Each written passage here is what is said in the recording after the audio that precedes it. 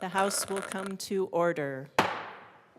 Today, the Pledge of Allegiance will be led by Yanni and Heidi Weinberg, Presley Stoller, Derek Perry, the children and guests of Representative Weinberg, and little tiny Elizabeth Carmen Ferre, daughter of Representative Ferre.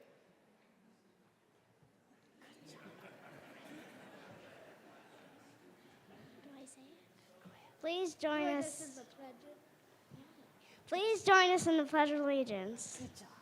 I pledge allegiance to the flag of the United States of America and to the republic for which it stands, one nation, under God, indivisible, with liberty and justice for all. Well done. Mr. Schiebel, please call the roll. Representatives Armagost, Bacon, Barone, Byrd, Basenecker, Bottoms, Bradfield, Bradley, Brooks, Brown, Caldwell, Camacho, Carter, Clifford, DeGraff, Duran, English, Representative English, Excused. Espinoza, Ferre, Froelich,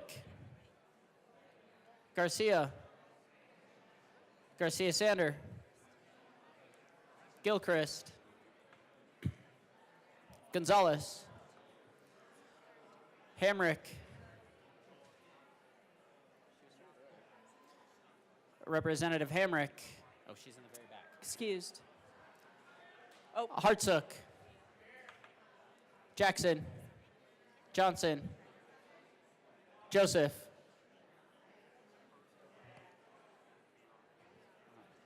all right, Representative Joseph, Excused.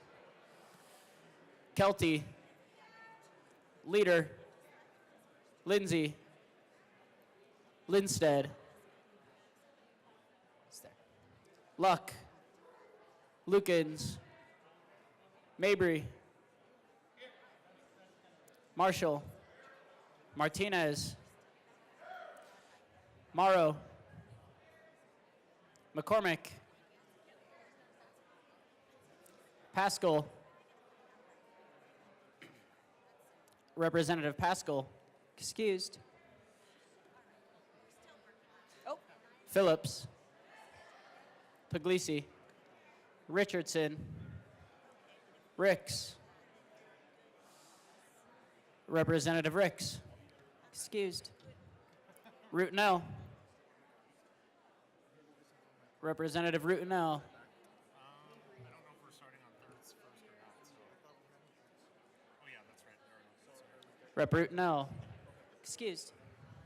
Ryden, Sirota, Smith, Soper is excused. Stewart K. Stewart R. Story, Sukla, Taggart, Titone, Valdez A. Representative Valdez, Excused. Velasco.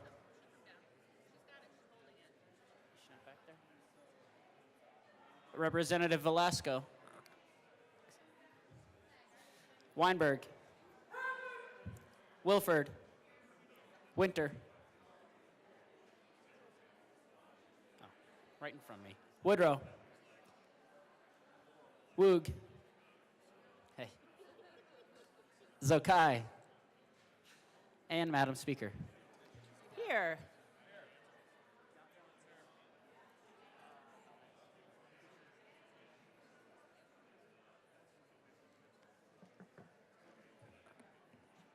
With 60 present, 5 excused, we do have a quorum. Representative Ferre.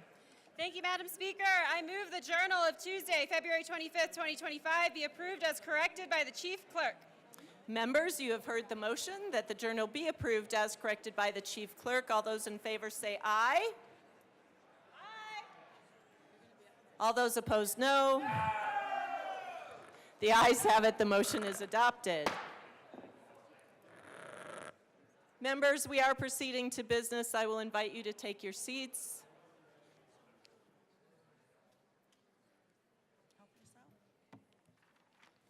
Madam Majority Leader. Thank you, Madam Speaker. I move that the following bills be made special orders on February 26, 2025 at 9:15 a.m. House Bill 1056, House Bill 1166, Senate Bill 19, House Bill 1087, and House Bill 1151. Seeing no objection, the bills listed by the Majority Leader will be made special orders on February 26th at 9:15 a.m. Representative Mabry.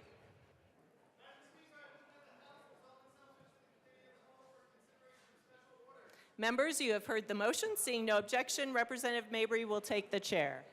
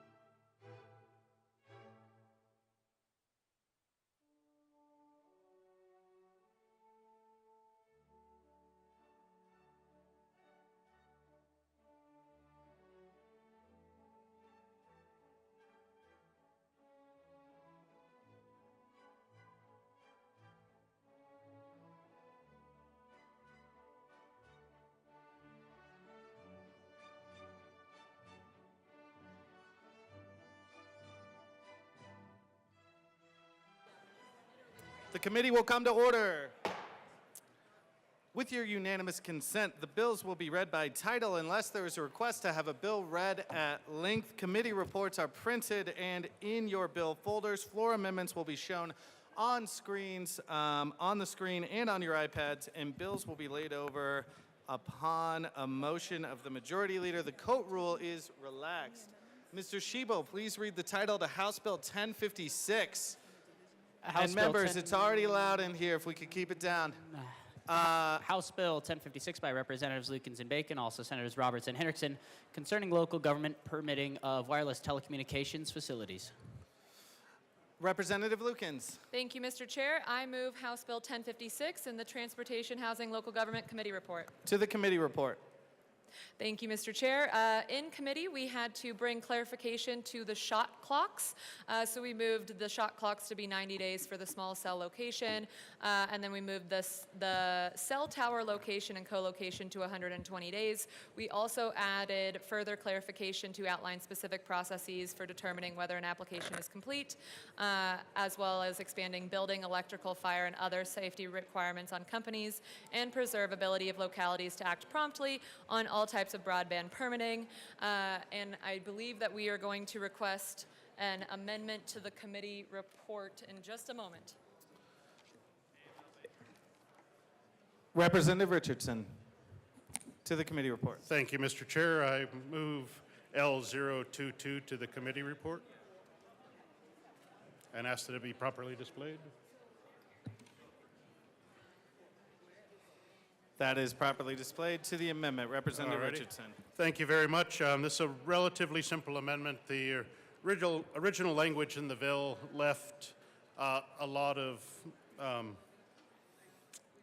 didn't really well define when the shot clock of 90 days for co-location would start. This specifies that it begins when the first procedural step within the county actually takes place. The original language was a lot more vague, said it could start as early as a pre-application meeting. Pre-application meetings can be a month to a year before an application is actually submitted, so this at least ties the tie line. So I urge a yes vote. Minority Leader Puglisi. Thank you, Mr. Chair. I want to thank the sponsors for working with us. I am, in one of my other jobs, the county attorney for a small rural county, and so making sure that we can accommodate these wireless facilities, but also our boards that my planning commission only meets once a month. My board of commissioners meets twice a month, but they don't align. So making sure we have that. But for co-location, 90 days does make sense because we've already done the siting. Really appreciate the sponsors working with us to address that concern, and I support this amendment. Thank you. Is there any further discussion on Amendment L22? Seeing none, the motion before. AML Bacon? Apologies. We just wanted to say thank you to the folks who brought to the amendment, our colleagues, and we urge a yes vote. Seeing no further discussion, the question before us is the adoption of Amendment L22 to the committee report. All those in favor say aye. Aye. All those opposed say no. The amendment is adopted. To the committee report. AML Bacon. Thank you, members. We just want to reiterate the importance of the committee report. The bill that came out of our interim committee was a starting place for us, and we made adjustments, particularly in 3 areas. The purpose of the bill was to address clarity on when an application started, clarity on when an application is completed, and then how much time should pass before an application is approved. And so in the committee report, the bill that came out of committee said all applications are at 60 days, which we just found to be untenable. And we want to thank all of the folks who are stakeholders, including those who identified as opposition. And so we changed the timelines, as you just saw through an amendment, for 2 different scenarios. One scenario is swapping out equipment, if you will, and one scenario is for a new site. Each one of those needs different amount of time. The amendment we just passed shared when the clock starts, and that was by receipt of an application And basically what we said is localities can determine that for themselves as well. They can determine when the application starts. And again, that was a big point of what we wanted to do with this bill. And so in regards to the committee report, we made changes to be more amenable to process, but also get to a place where we could answer those 3 questions for clarity. And we'll speak a little bit more about that when we get to the bill. Is there any further discussion on the committee report? Representative Tatone. Thank you, Mr. Chair. I have an amendment to the committee report, and I move Amendment L020. And ask for it be displayed.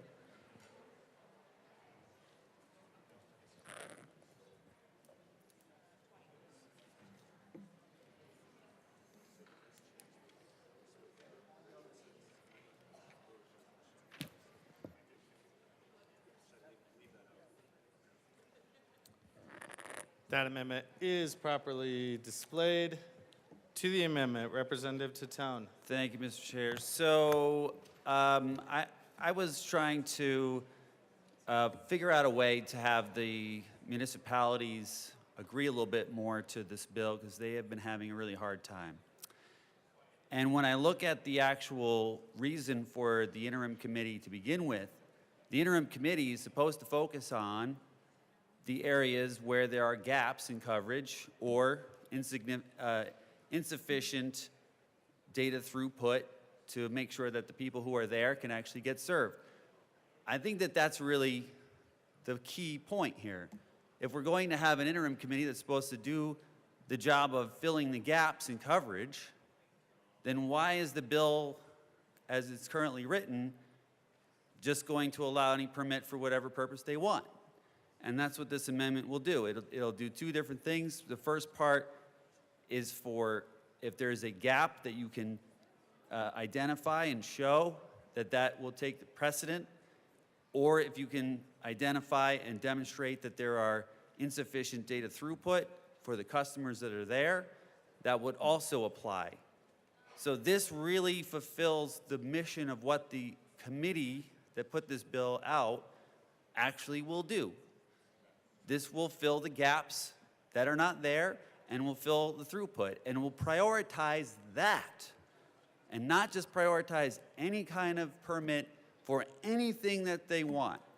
And I think that's really what the municipalities are really looking for, and CML does like this amendment because it does do that.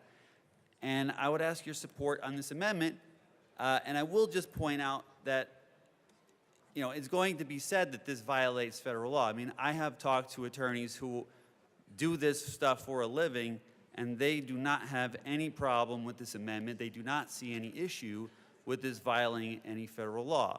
And this is someone who's been doing communication law for a very, very long time. So ask for a yes vote on Amendment L20. Rep. Sukla.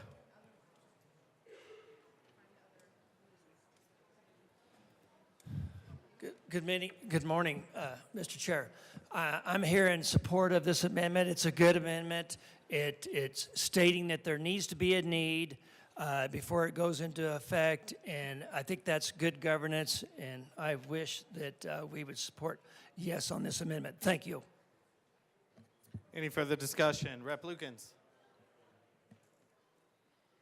Thank you, Mr. Chair. Members, we will be respectfully asking for a no vote on Amendment L20. We believe that this amendment would violate Title III of the Federal Communications Act because that law grants the Federal Communications Commission exclusive authority to regulate where and how wireless service is provided to the public. In addition to that, we believe that this amendment may focus on underserved and unserved areas, but as a legislator from rural Colorado and in an effort to lend a hand, when we talk about bridging the rural-urban divide, I know that there are areas in urban Colorado that lack cell phone connectivity. And so I believe that our bill should target the entire state of Colorado rather than just certain areas, which is why I will be respectfully asking for a no vote on this amendment. Is there any further discussion? AML Bacon. So we do think this touches upon federal law, but also we did learn in the interim committee. We did set out some goals. I do kind of disagree. There were some additional things that we wanted to talk about in the interim committee. But what this bill is asking for is what we learned is very difficult to happen, and also it violates some intellectual property and some proprietary concerns. In order for someone to demonstrate where their coverage is or isn't, they'd have to call different companies to ask them for their maps. And that is not something that companies are in the positions to do. The CBO office has a broadband map, which is not the same as wireless telecommunication maps. And unfortunately, we are at a place where wireless communication is not utility, so we don't have access to that information necessarily publicly. And to be able to get it takes a lot of work, and it puts businesses at risk. The other piece is there are questions on who would determine what need is, and we're afraid that's going to go right back into another months-long process. And that is something that we'll talk about as well in regards to the bill, on what need is given if there's no coverage, or if there's spotty coverage, or if there's new development. Those are three different circumstances to consider for this. And so that is also why we are asking for a no vote on this amendment. Is there any further discussion? Seeing none, the question before us is the adoption of Amendment L20. Yes, Amendment L20. All those in favor say aye. Aye. All those opposed say no. No. Amendment L20 fails. To the committee report. Seeing no further discussion on the committee report, the motion before us is the adoption of the THLG committee report to House Bill 1056. All those in favor say aye. Aye. All those opposed say no. The committee report is adopted. To the bill. Seeing no, AML Bacon. All right, members, I know we're all kind of milling around today, but this is our opportunity to share with you where we are with this bill, since there has been a lot of conversation, and so we hope that you have an opportunity to hear us here. Members, myself and my colleague from Delta County proposed that we have an interim committee to determine and discuss cell phone coverage in this state. I represent an urban district, he represents a rural district. However, we were all having problems with cell phone coverage. In fact, the Legislative Council pretty much, I think maybe all but one, voted in support of this interim committee because it is a widely felt issue. What we discovered in the interim committee, which again to us is months-long stakeholding, where we asked industry, we asked local government, and we asked our neighbors, what is the problem and why do we have it? And so on behalf of the rural, I don't want to speak for you, the rural communities, but we discovered that there are actual gaps in coverage, that some people in very rural areas may only have access to 911, which we also learned there's a federal program to be sure people have access to 911. That's what it means when you see your phone on SOS.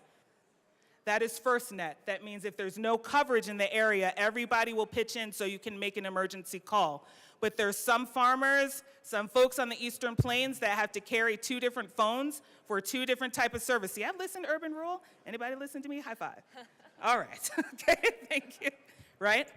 But in my district, when I go outside, I can't make a phone call. And what's happening in my district is exponential growth and new development.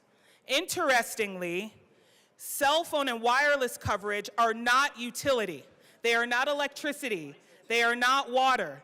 And so they are not governed that way.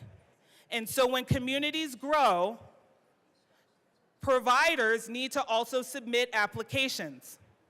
And not only are they building towers, they have to build towers that are tall enough, wide enough, the term is spectrum, that can send out the ability to capture these calls far and wide.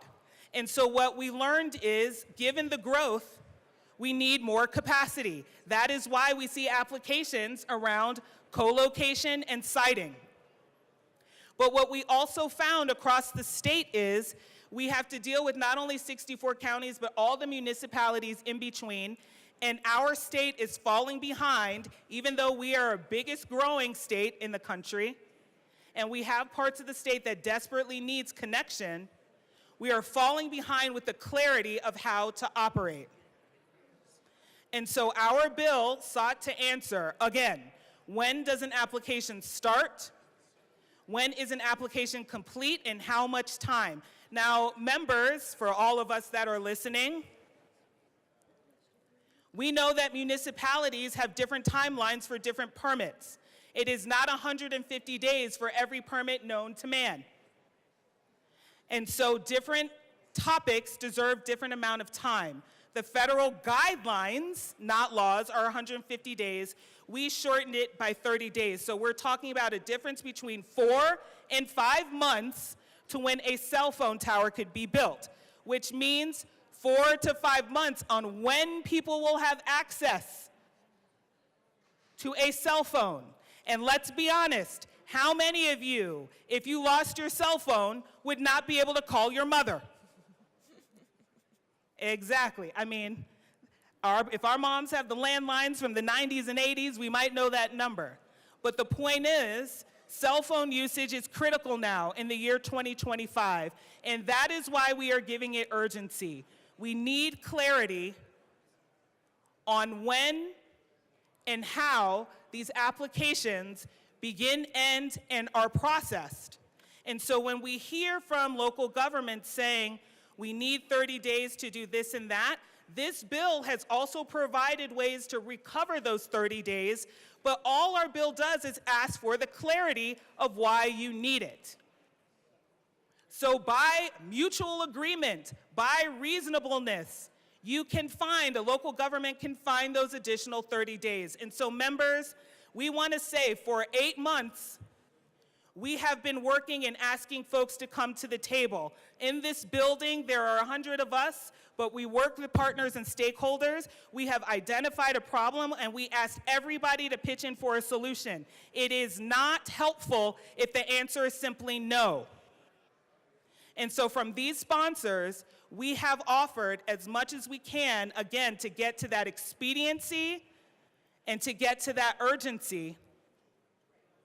And we've been getting pushback over 30 days, to which we have provided 4, 5, 6 opportunities.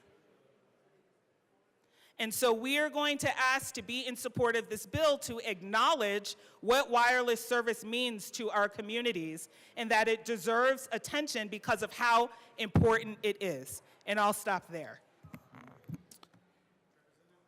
Representative Lukens. Thank you, Mr. Chair, and thank you to the Assistant Majority Leader for that great explanation. Over the summer, myself, the Assistant Majority Leader, and our good colleague from Delta, who could not be here today, were members of the Interim Cell Phone Connectivity Committee. And so all 3 of us have worked really hard on this bill through a very public stakeholding process via the committee to bring forward this bill that we're bringing forward today.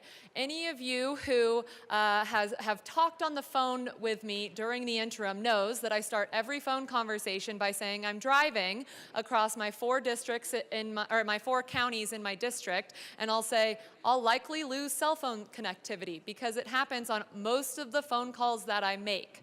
While this is an annoyance for me, it is also a huge safety concern for my constituents. The people that are driving throughout the mountain regions, but also just rural Colorado in general, are usually driving without cell phone connectivity, which is a huge safety concern for my district. So during the interim cell phone connectivity process, we worked on this bill to provide clarity on the permitting process that is the process through which our providers would need to go through to apply to have cell phone towers built or added onto in a local government area. And so the goal of this bill is to provide clarity. And if this bill passes, it would be transformative for the state of Colorado to increase connectivity across our state. You may notice that we have an urban legislator and 2 rural legislators on this bill because we know that this impacts all corners of our our state. With this, I'd also like to note that nothing in this bill prevents a local government from denying a permit application for a new wireless deployment. All this bill does is provide that clarity that is sought after by our providers that have to focus on providing cell phone connectivity in all 50 states. I'd like to thank you all for the many conversations that I've had with a lot of you, a lot of which were on the phone while driving through my district. And I'd like to thank my co-prime sponsors. We've all been working extremely hard on this bill, and we will be asking for a yes vote. Is there any further discussion on House Bill 1056? Representative Brown.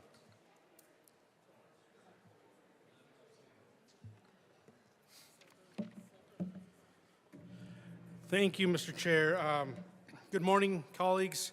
I'm here to speak on this bill.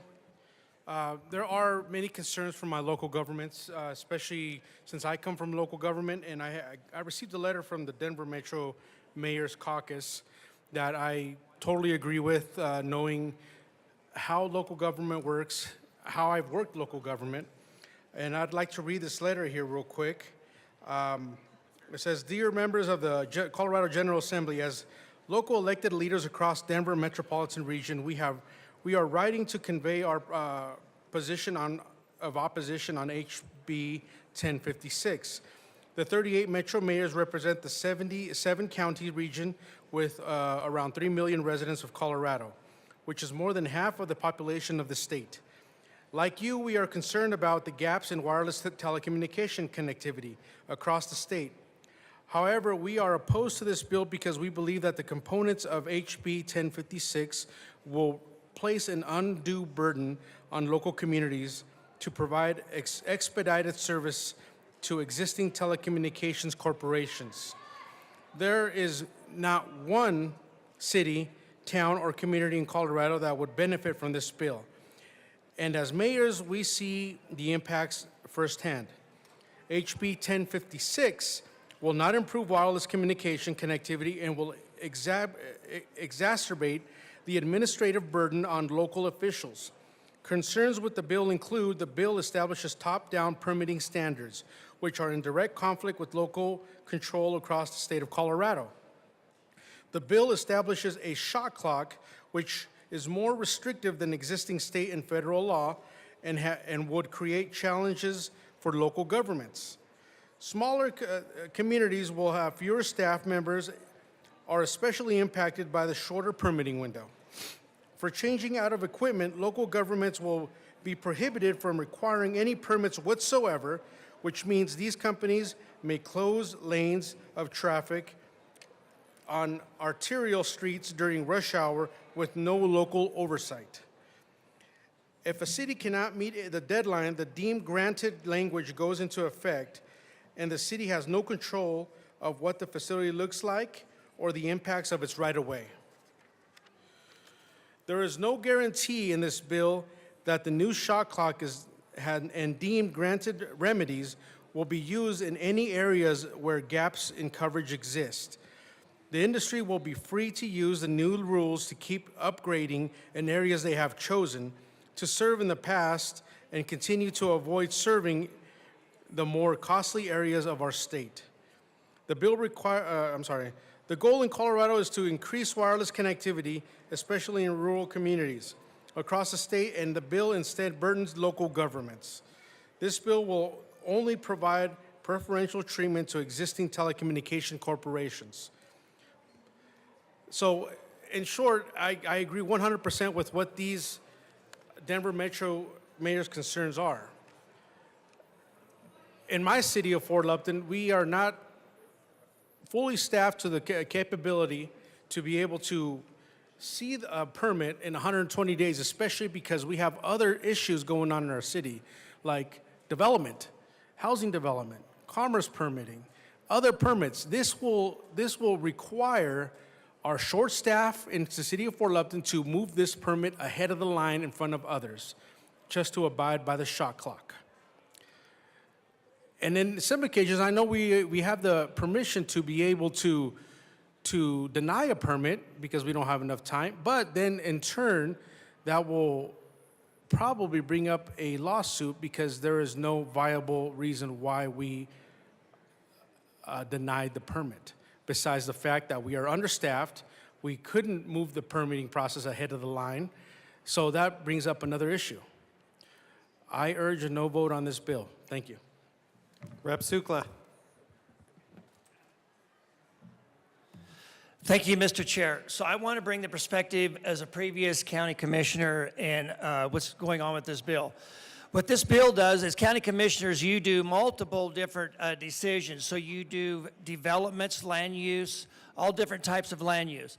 What this bill does is it puts a shot clock on one industry and one industry only instead of the multiple multiple different land use codes. So a development now, I see what could happen is you could open up, now that the door is open, you could force a development to be done in 150 days or any other type of decision-making by your local government.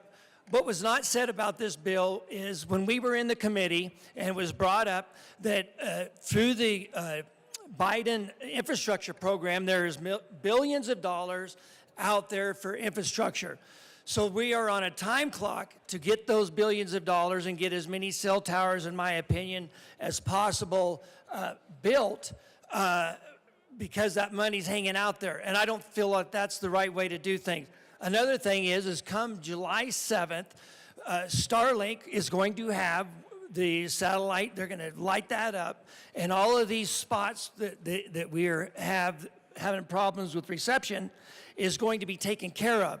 So I'm concerned about the bill taking from the top down, working and taking away local governments' decision-making rights.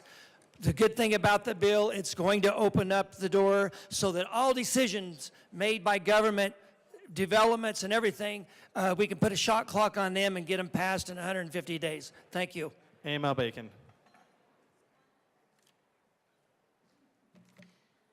Members, thank you. There is already a shot clock set by the federal government, and it's not actually law, it's guidelines, but that's what everyone's hanging their hat on. So the notion that there is even a guideline of timeframes being out there is not a new notion. Again, we are talking about 30 days. We are also not saying that a permit can't be denied. And for what it's worth, people, entities, and cities are already getting sued because it is not clear when an application has been completed. They are already getting sued because their petitions are not being heard. And that is what we are trying to clarify in state statute so that doesn't happen. And there isn't a set line. Again, different permits, different types of projects have their own timelines. And even if you are building affordable housing in businesses, guess what they all need? Wireless.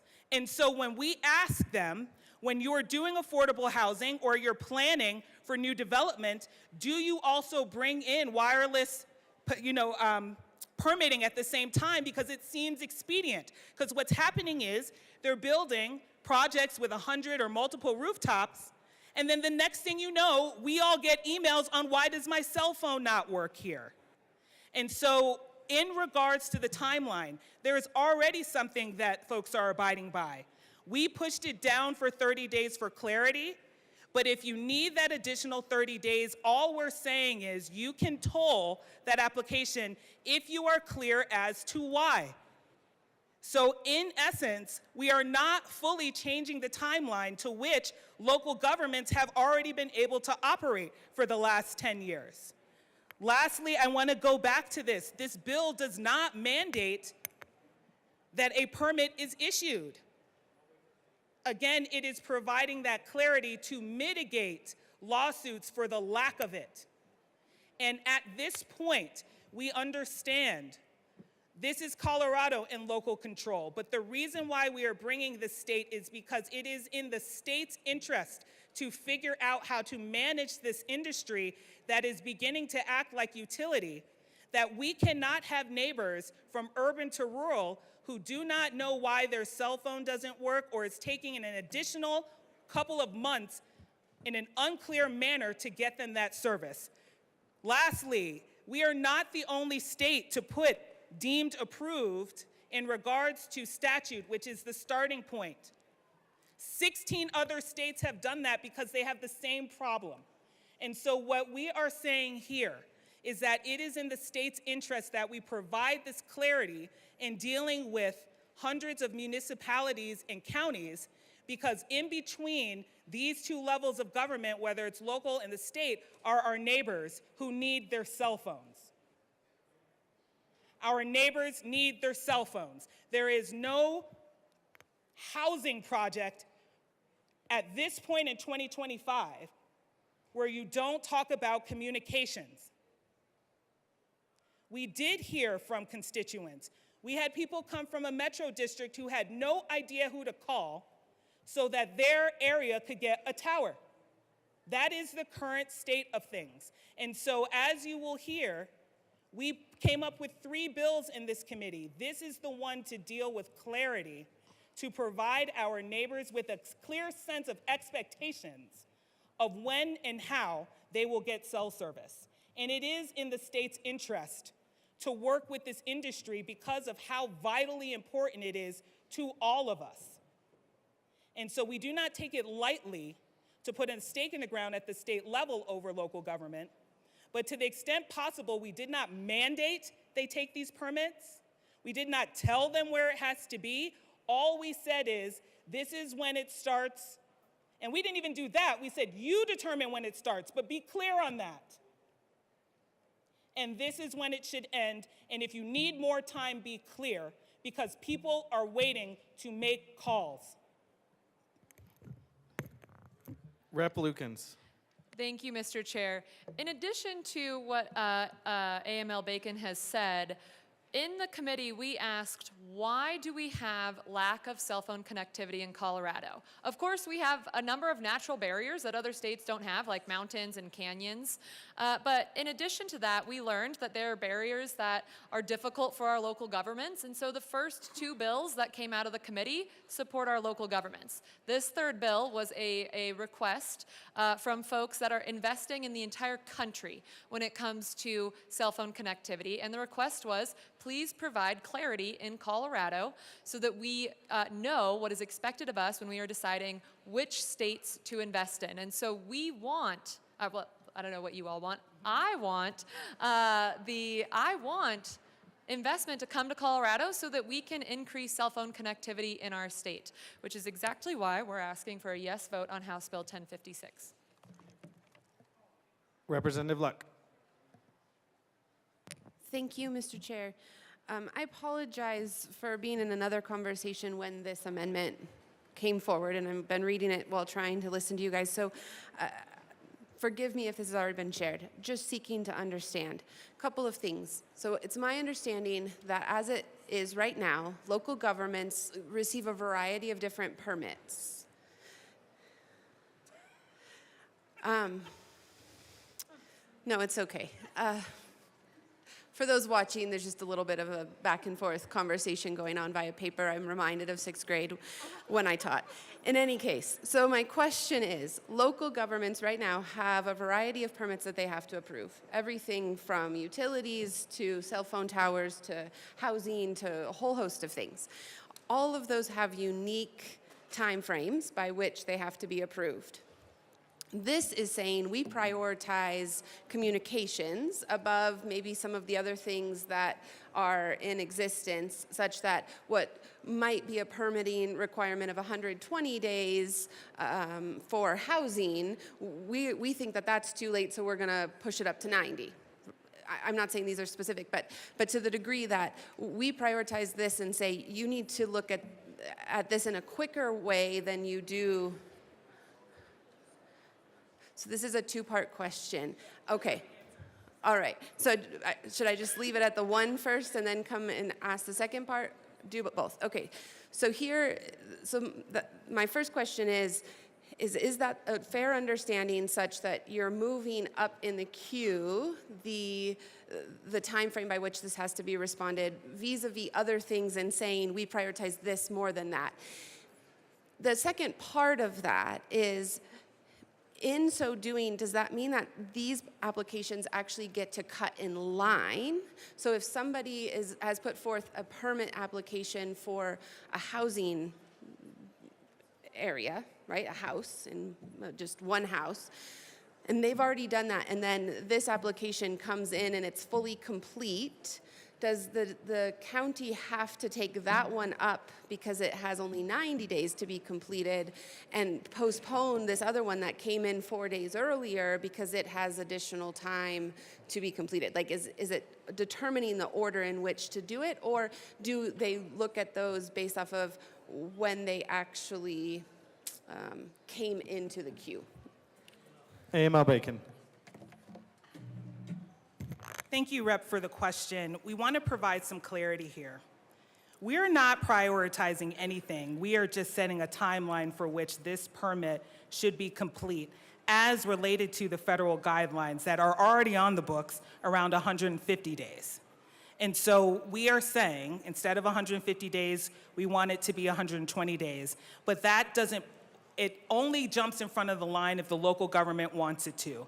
If they want to prioritize other things, the local government can create their timelines for different permits. We don't believe that applications are necessarily considered linearly. And even though there are some municipalities, counties that may have small teams, it is not required that they're approached that way, nor that they are prioritized. The argument that we were making is sometimes we also have heard when you're approving housing, you have to approve everything around it too. You got to approve the roads. You're thinking about commercial development. And this is also something that we heard they think about because you can't build a neighborhood without cell phones and without a grocery store. So we imagine different municipalities approach that in different ways. So there's nothing in this bill that says must be prioritized. There's nothing in this bill that says you can't figure out different days and different timings for different permitting. But what this bill does is it says you have to be clear on when an application begins.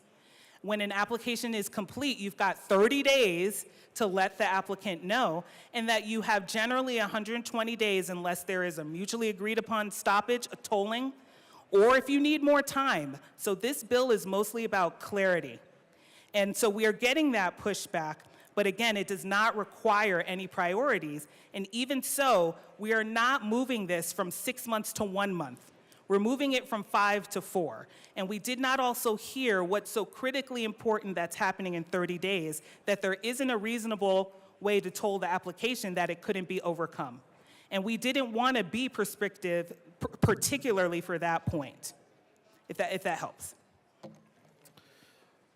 Seeing no further discussion, the question before us is the adoption of House Bill 1056. All those in favor say aye. Aye.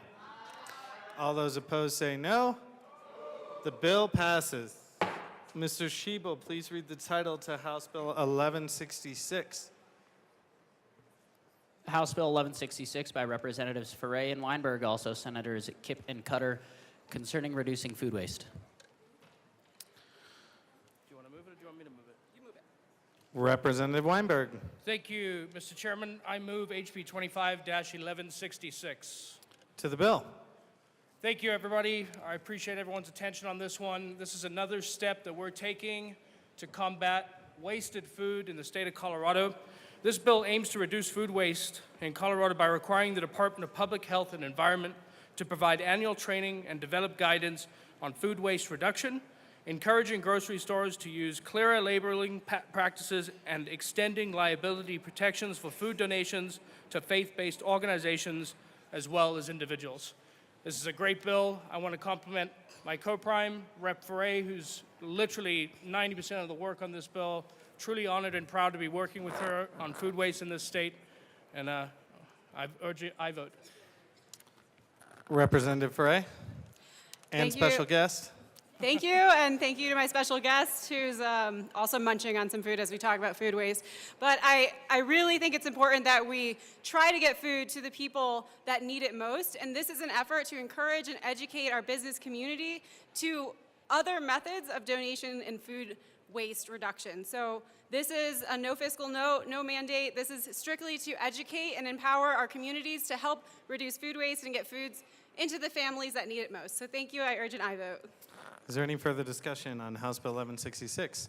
Seeing none, the motion before us is the adoption of House Bill 1166. All those in favor say aye. Aye. All those opposed, no. The bill passes. Mr. Schiebel, please read the title to Senate Bill 19. Senate Bill 19 by Senators Rich and Snyder, also Representatives Marshall and Soper, concerning the modernization of the State Plane Coordinate System. Representative Marshall. I move Senate Bill 25-19. To the bill. Colleagues, this is a very simple but important bill for the surveyors. They're using standards from the 20s and the 80s, and they just want to update it so that they can use the modern standards that get down for very long distance infrastructure projects. It is voluntary to use these. It's not being imposed, but it does give the ability to use it. This came out of the Senate on the consent calendar, and we got it out of the Finance Committee with a unanimous vote of 12-0. My colleague from El Paso County even overrode his policy to vote against every bill I bring to vote for it. So it's an outstanding bill, and I hope you can all support it. Is there any further discussion? Seeing none, the motion before us is the adoption of Senate Bill 19. All those in favor say aye. All opposed say no. The bill passes. Mr. Schiebel, please read the title to House Bill 1087. House Bill 1087 by Representative Armagost, concerning confidentiality requirements for individuals providing mental health support. Representative Armagost. Thank you, Mr. Chair. So this bill is something... Rep. Armagost, can I get you to move the committee report? I move the committee report. And the bill. Okay. All right. That is a proper motion to the committee report. Representative Armagost. So in the committee, we spoke about this idea being brought forward by a staff psychologist with Larimer County Sheriff's Office. This is a hard thing to navigate through as far as how it's regulated. So in the committee, we really had to address some of the technicalities. We had to lay it over for action only. We were able to work out those issues through DORA and made an amendment when we came back and got it through unanimously. So everything that happened there kind of fixed things, but we do have another amendment for the committee report, so it is something to kind of clean up some of the language that happened in that amendment, and I would ask for an aye vote. Is there any further discussion on the committee report? Representative Armagost. So in this other technicality that we had, one of the pieces of language that was used was group peer support services. There is no group service as far as peer support is concerned. I will explain that momentarily, but we had to remove that and also just kind of put some language in there to protect the regulation side of it should there be anything that falls outside of peer support services. So I move L004 to the committee report and ask it to be properly displayed.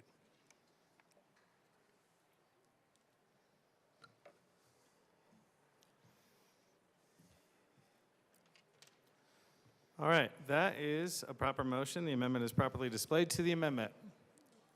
Rep. Armagost. Thank you, Mr. Chair. So with this, like I said, this is just something that takes that language of group out and it is specific to member. It's one-on-one service for peer support members and individuals that they're talking to. So this takes the group language out of there and also adds language in there that can kind of help protect in any level of regulation for anything in accountability that happens outside of peer support services provided.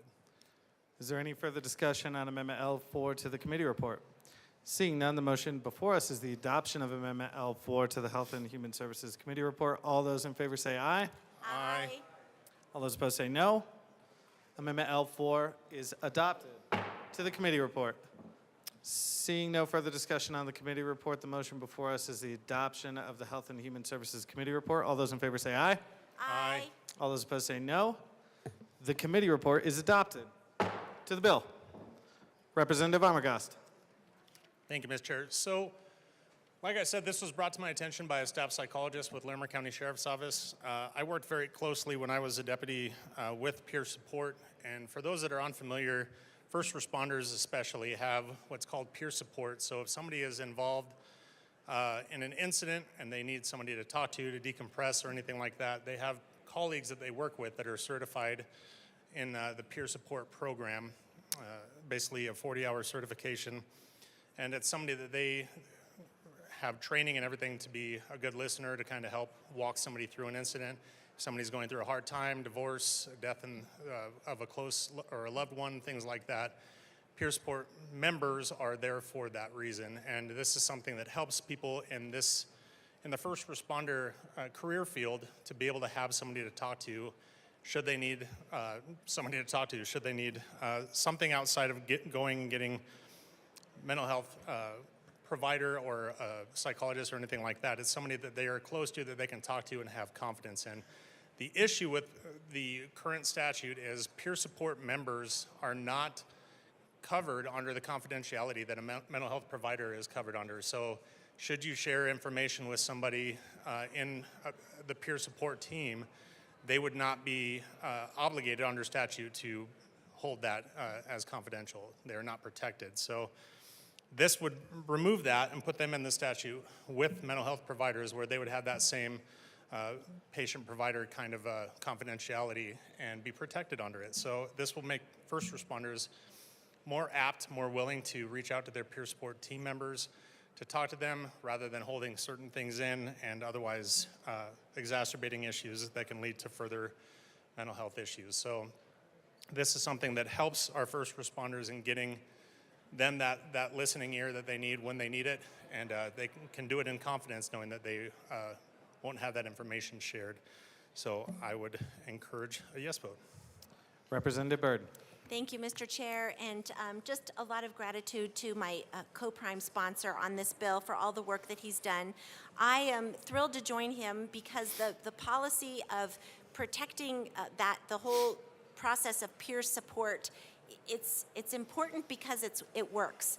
The research and the data all back up the efficacy of peer support and what that means to so many people who work in high-pressure, high-stress fields. And this bill strikes that right balance of making sure that I don't want to call the individual the patient, but the person seeking the support gets the protections that they need in law, knowing that what they share in confidence isn't going to be disclosed. And the person who is receiving that information also receives protections through what is included in this bill, so that they don't have to disclose, but when it's necessary to disclose, if there's been a threat to somebody else's safety or information about a crime. Of course, those are important carve-outs here to allow this to be responsible policy. We want people to get the help and the support that they need so that they can thrive and live good lives and do their jobs well, and we need people to be protected as they receive that information as well. So I respectfully urge a yes, and am also an enthusiastic supporter of the policy. Is there any further discussion on House Bill 1087? Seeing none, the motion before us is the adoption of House Bill 1087. All those in favor say aye. Aye. All those opposed say no. House Bill 1087 is adopted. Mr. Schiebel, please read the title to House Bill 1151. House Bill 1151 by Representatives Hartsook and Stewart R. concerning the arbitration requirement for batching out-of-network health insurance claims.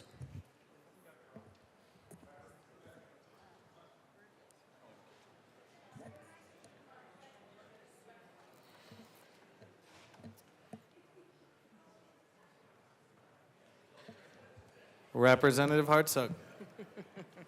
Representative Stewart. Thank you, Mr. Chair. I move House Bill 1151 and the committee report of the House Health and Human Services Committee. To the committee report. Representative Stewart. Thank you, Mr. Chair. I move L007 to the committee report and ask that it be properly displayed.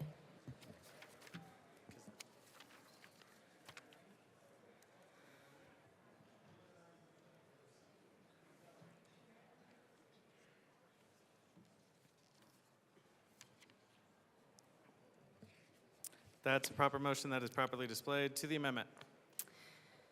Representative Stewart. Thank you, Mr. Chair.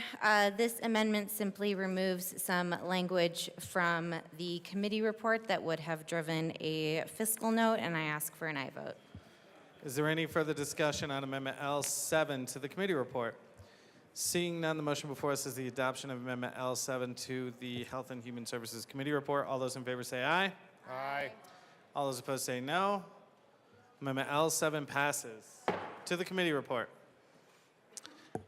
Representative Stewart. Thank you, Mr. Chair. I will be brief. I urge an aye vote on the committee report. Is there any further discussion on the committee report? Seeing none, the motion before us is the adoption of the Health and Human Services Committee report. All those in favor say aye. All those opposed say no. The committee report is adopted. To the bill. Representative Stewart. Thank you, Mr. Chair. House Bill 1151 aims to ensure that EMTALA-based healthcare providers who provide out-of-network care in emergency situations are paid the state statute-mandated rates for out-of-network care and ensure proper, cost-effective, efficient, and timely resolution of claims through a limited batch arbitration process. This bill seeks to clarify the instances when batching of like claims is appropriate and the usage of existing processes is not working for providers, and I would urge an aye vote. Representative Hartsook. Thank you, Mr. Chair. And I'm grateful to my co-prime here, especially on the provider side. We already do this for in-network providers. This now will address the out-of-network providers, and we would urge an aye vote. Thank you. Is there any further discussion? Representative Garcia.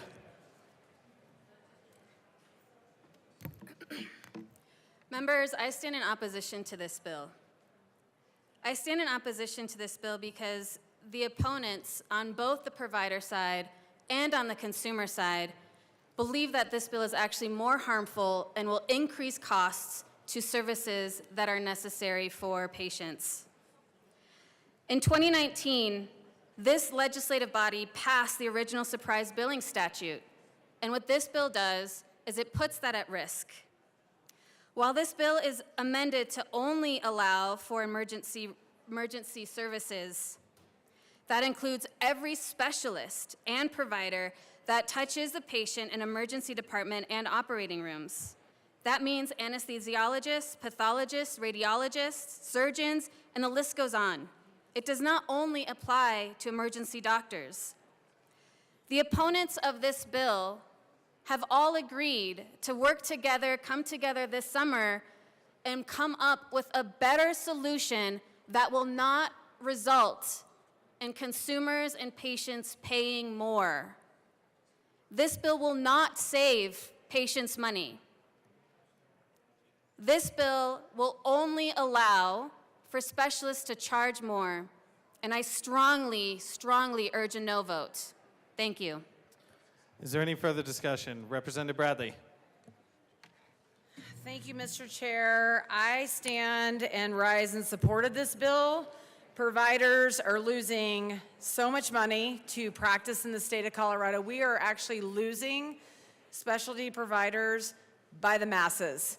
And now our governor has decided to give a 0% increase to provider rates while making sure that we treat for free, treat underinsured.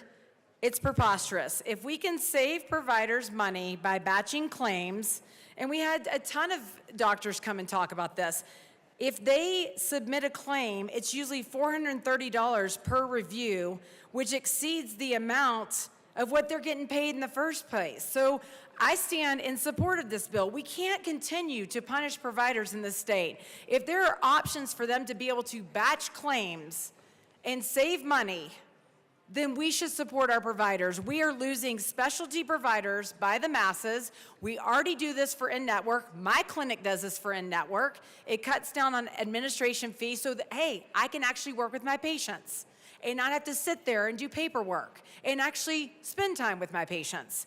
So I rise in support, and I hope that you guys will rise in support of this great bill. Thank you. Rep Garcia. Thank you, Mr. Chair. And I want to just be clear that I believe that all of us here, the sponsors, myself, the representative from Douglas County that just came up and spoke, we all have the same intention here, which is to make care more accessible. When we address the batching process or the batching component of this bill, what this bill is recommending is allowing batching for the higher standard, the higher cost that exists in Colorado. What has been suggested was amending this bill to be the batching of the federal standards, the federal costs, and that was rejected. What that means is that then providers can simply charge more. They can charge more. How is that helpful to patients and consumers? The intention here is great. The execution of this bill is not going to work as we intend, and as I imagine the sponsors intend. And again, I strongly urge a no vote. Thank you. Is there any further discussion? Representative Stewart? Thank you, Mr. Chair. The intent of this bill is to ensure that the compromise that was made in 2019, that the insurers actually hold up their end of the bargain and pay providers what was agreed. There is no intention in this bill for providers to be able to bill more than they are due by the state that is in the state statute. This just simply allows them to be able to access the rates that they have a right to through state statute in a more efficient way without having to risk losing money to get $10 or $20 that they are owed. And I would urge an aye vote. Is there any further discussion? Seeing none, the motion before us is the adoption of House Bill 1151. All those in favor say aye. Aye. All those opposed say no. 1151 is adopted. Madam Majority Leader. Thank you, Mr. Chair. I move the committee rise and report. Seeing no objection, the committee will rise and report.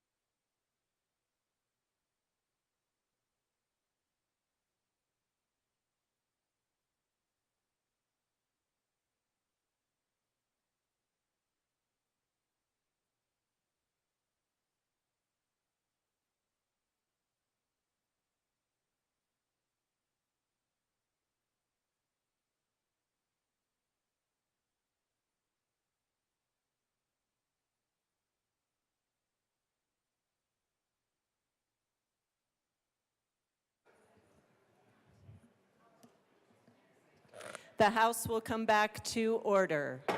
Mr. Schiebel, please read the report of the Committee of the Whole. Madam Speaker, your Committee of the Whole begs leave to report as under consideration the following attached bills, being the second reading thereof and making the following recommendations thereon. House Bills 1056 is amended, 1087 is amended, 1151 is amended, and 1166 passed on second reading, ordered, engrossed, and placed on the calendar for third reading and final passage. And Senate Bill 19 passed on second reading, ordered, revised, and placed on the calendar for third reading and final passage. Representative Mabry.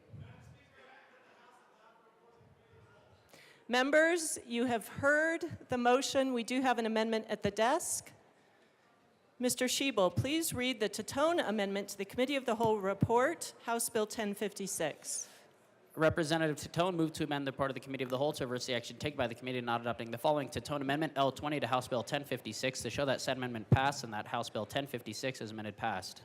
Members, I will ask you to keep your conversations to a minimum right now. Representative Titone.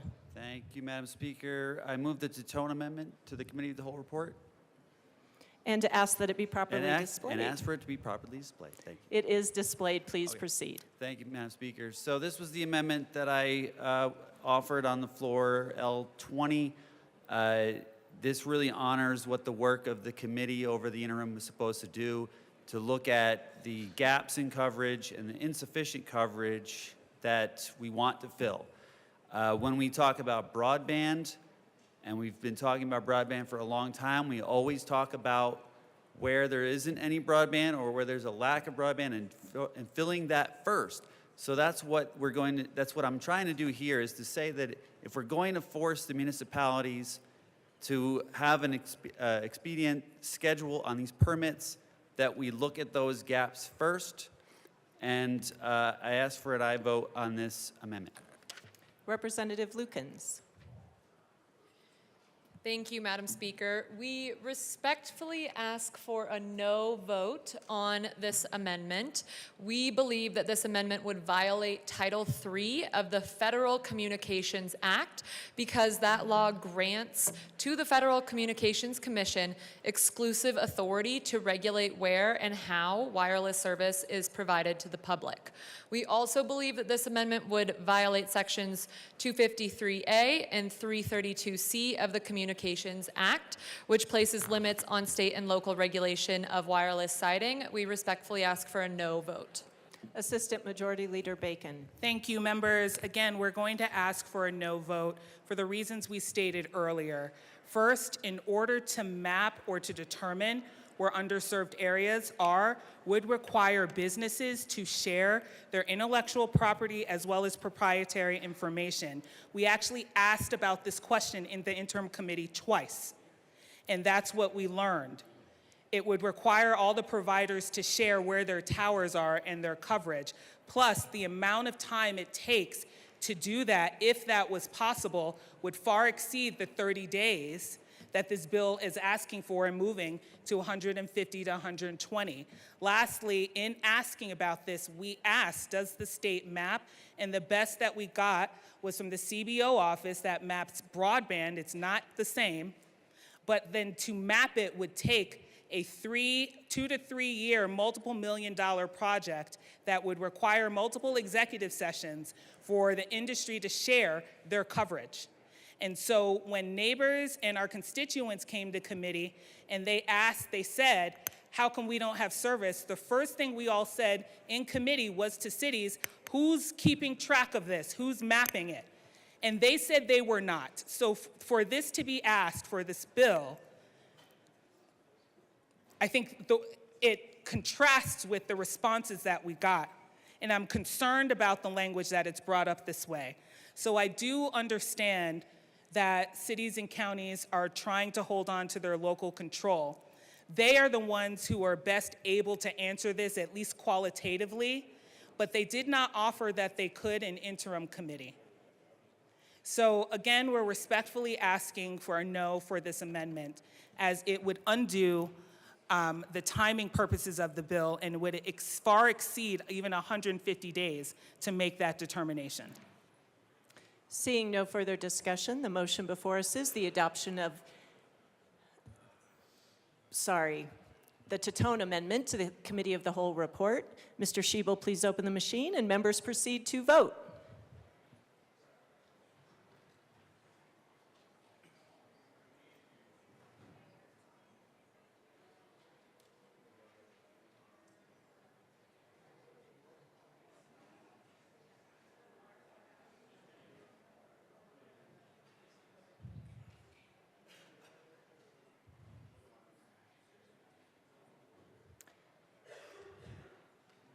Please close the machine. With 13 aye, 51 no, and 1 excuse, the amendment is lost. The motion before us is the adoption of the Committee of the Whole report. Mr. Schiebel, please open the machine and members proceed to vote.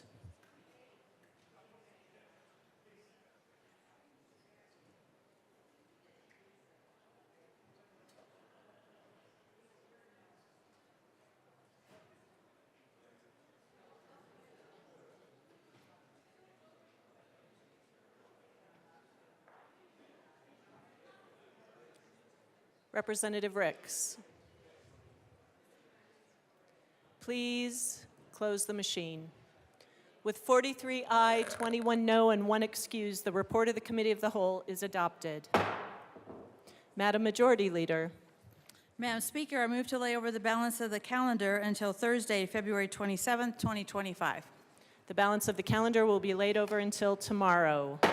Announcements and introductions.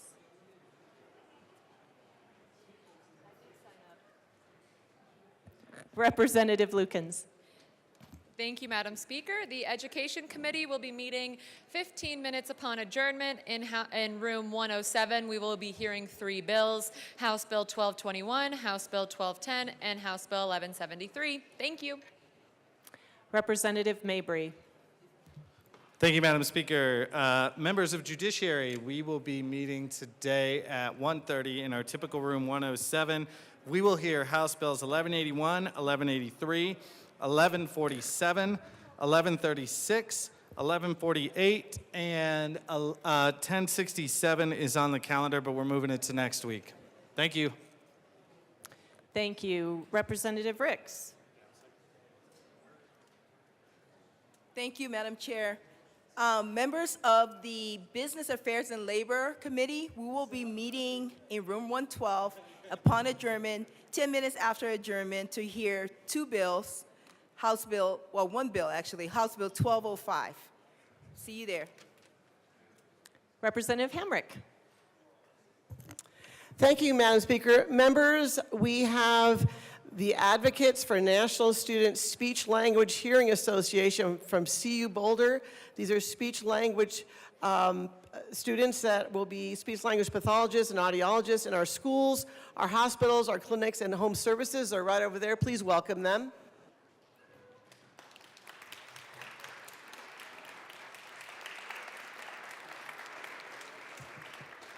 Yes, proceed, Representative Hamrick. Thanks, Madam Speaker. I also want to welcome Gabby Burns, who is the 2025 Miss Rocky Mountain Miss America, also a speech pathologist.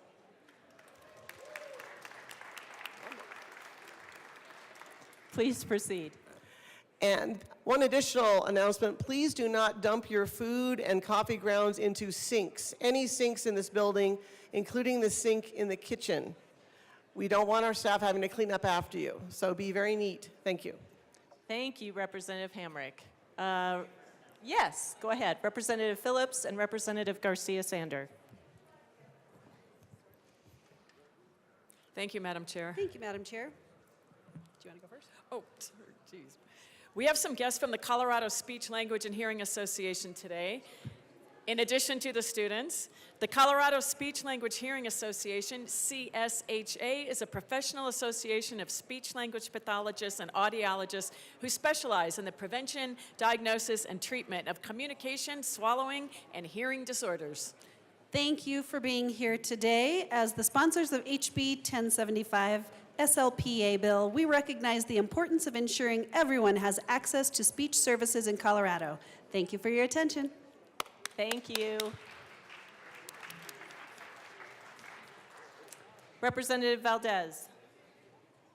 Thank you, Madam Speaker. Energy and Environment, we will be meeting today at 45 after to hear the bills listed on your calendar in that order. See you there at 45 after. Thank you. Representative Froelich. Thank you, Madam Speaker. The Transportation, Housing, and Local Government Committee will meet at 1:30 LSBA. Different order.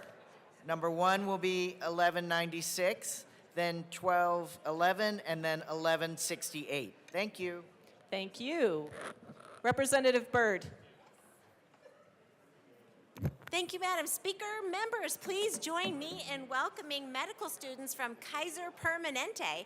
They are here to learn how to best advocate for all of us because we are all patients. So if you see one of these good future doctors, please give them a warm welcome and help them understand the civic process here. Thanks.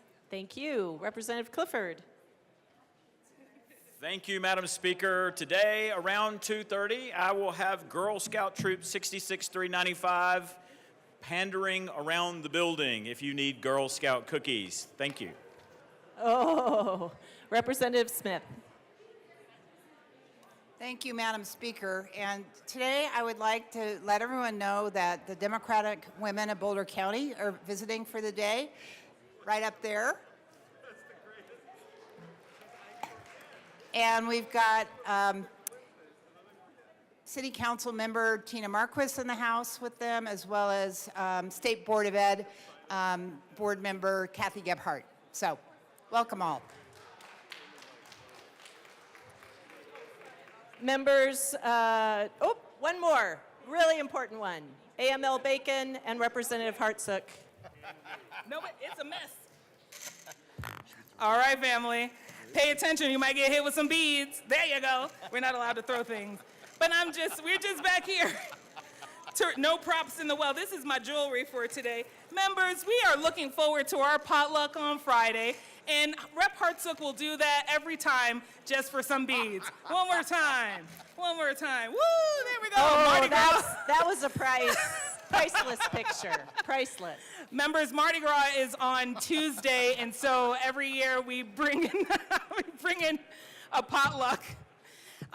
We are looking forward to serving you all. We're going to have some gumbo and some soul food, and then whatever y'all will bring. So we just wanted to make the announcement. It is this Friday. If you can bring food on the Dem side, just send me a text of what you want to bring so we can get all the serving gear. And on the Republican side, please let Rep. Hartsook know. If you have any allergies, please let us know, including if you're allergic to plastic beads. Thank you. Okay. Representative Brown. Thank you, Madam Speaker. And for those keeping score at home, it's the Speaker 3, Rep. Brown 0. 1:30 today in room 112, the Health and Human Services Committee will meet. We will hear the following bills in the following order: 1172, 1220, 1174. See you there. You know, Representative Brown, we can shift this dynamic. You can start scoring points. All right. Just a reminder, members, about announcements. Please be sure that you're following our House rules on who can be announced from the well. Appreciate that. Thank you. Madam Majority Leader. Thank you, Madam Speaker. I move the House stand in recess till later today. The House will stand in recess until later today.